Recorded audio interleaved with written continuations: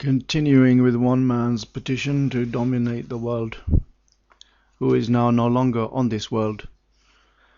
The intimidation and harassment suffered by the leaders of the society, the scholars, heads of tribes, merchants, academic teachers, and other eminent individuals, the situation of the law within the country, and the arbitrary declaration of what is halal and haram, lawful and unlawful, regardless of the Sharia as instituted by the Creator, Allah.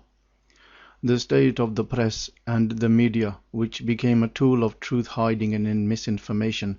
The media carried out the plan of the enemy of idolizing cult of certain personalities and spreading scandals among the believers to repel the people away from their religion, as Allah, the Exalted, said, "Surely, as for those whom love that scandal should circulate between the believers, they shall have a grievous chastisement in this world and in the hereafter."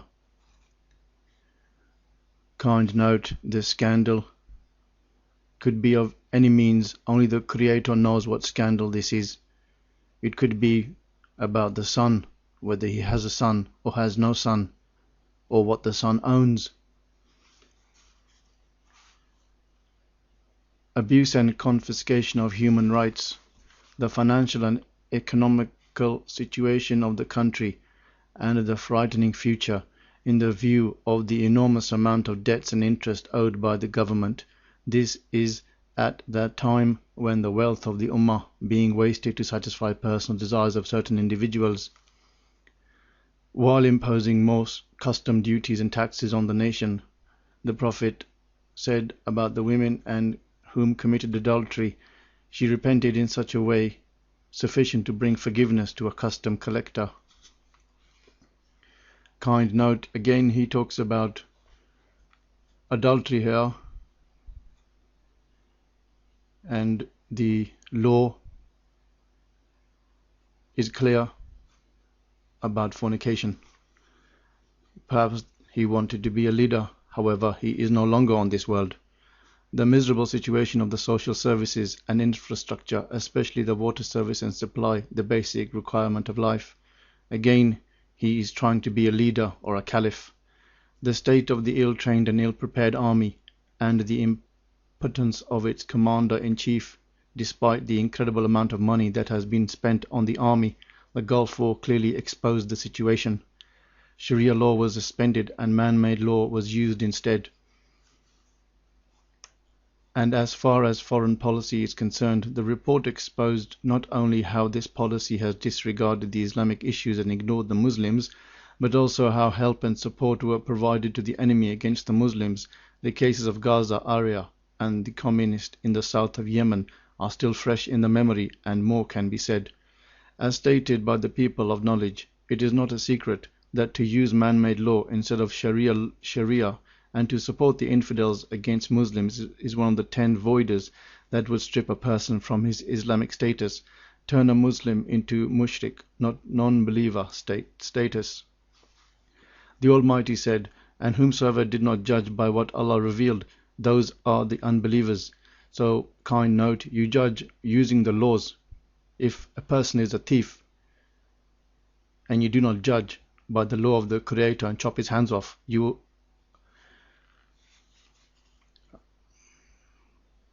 don't believe upon the laws by the Creator, and then the Creator's wrath is on that person or that country or that community. The laws are very simple to understand. Al-Ma'idah 544. But no, by your Lord, they do not believe in reality until they make you a judge of that which has become a matter of disagreement amongst them, and then do not find the slightest misgiving in their hearts as to what you have decided, and submit with entire submission. An-Nisa 4:6-5. In spite of the fact that the report was written with soft words and very diplomatic style, he continues with these words, reminding of Allah, giving truthful, sincere advice, and despite of the importance of advice in Islam being absolutely essential for those in charge of the people and the large number whom signed this document as well as their supporters, all of that was not an intercession for the memorandum. Its content was rejected, and those whom signed it and their sympathizers were ridiculed prevented from travel, punished and even jailed. Therefore, it is very clear that the advocates of correction and reform movement were very keen on using peaceful means in order to protect the unity of the country and to prevent bloodshed. Why is it then the regime closed all peaceful routes and pushed the people toward armed actions, which is the only choice left for them to implement righteousness and justice?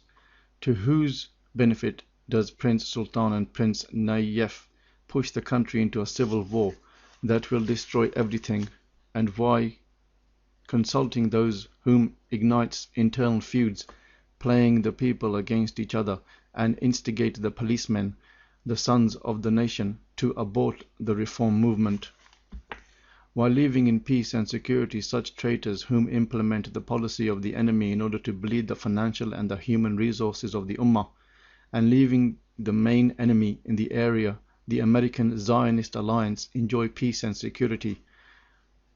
Kind note: nobody on this world enjoys peace and security unless you follow the laws.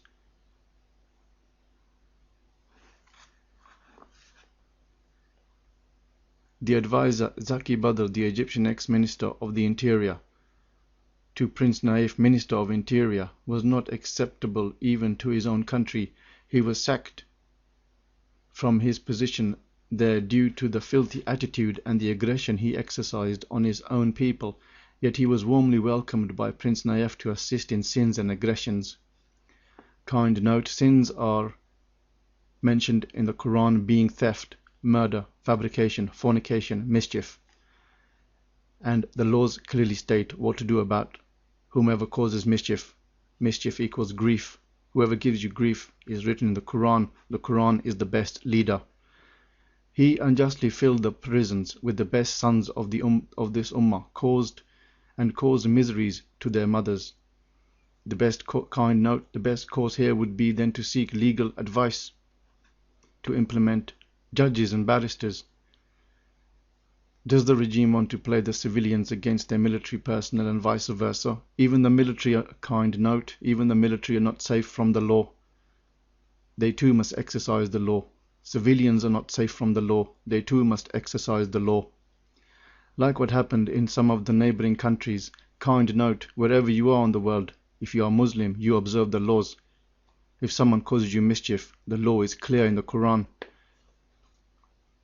Like I said earlier, if your mother says to you, go to sleep at 9 o'clock on England, when you go on America, you don't go to sleep at 10 o'clock. You follow her guide, her rule. Unless you don't love her, then she doesn't love you, and then you perish.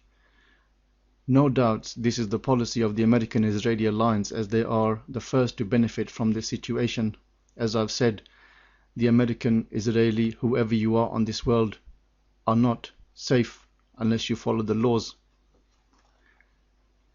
If the people don't get you, the creator who created the laws will. He created the laws. For example, on this country, England, you have laws. If you don't follow the laws, if you do 40 in a 30 mile per hour zone, what happens? Sooner or later, something happens. However, Allah gives you leave to see what you will do, then He punishes you, and then you blame the creator for what He has done. Is it not He is the judge, He is the supreme judge, like on the Philippines, like on Japan, the tsunami, etc., etc., many such cases. If you follow the laws, the Creator won't punish you. But the grace of Allah, the majority of the nation, both civilians and military individuals, are aware of the wicked plan. So the wicked plan, you elevate and you use the Quran, the scriptures, to nullify it. They refuse to be played against each other's and to be used by the regime as a tool to carry out the policy of the American-Israeli alliance. For example, kind note, the American-Israeli alliance, if 2 or 3 people in this alliance steal something from you, you have set laws what to do about them. You can't just point your finger at American-Israeli alliance. Are they lawful or are they unlawful? Alliance through their agent in our country, the Saudi regime. Therefore, everyone agreed that the situation cannot be rectified, the shadow cannot be straightened when its source, the rod, is not straight either, unless the root of the problem is tackled. The root of the problem is crime. Kind note.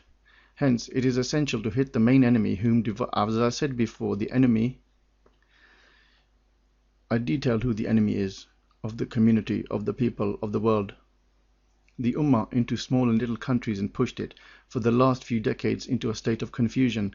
The Zionist Crusader Alliance moves quickly to contain and abort any corrective movement. There is no other corrective movement.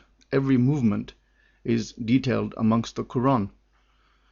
I will read more later. It's very, very, very, very, very, very simple to understand the law that Allah has set forth, whether it's the 10 Commandments or whether it's the law contained in the Quran.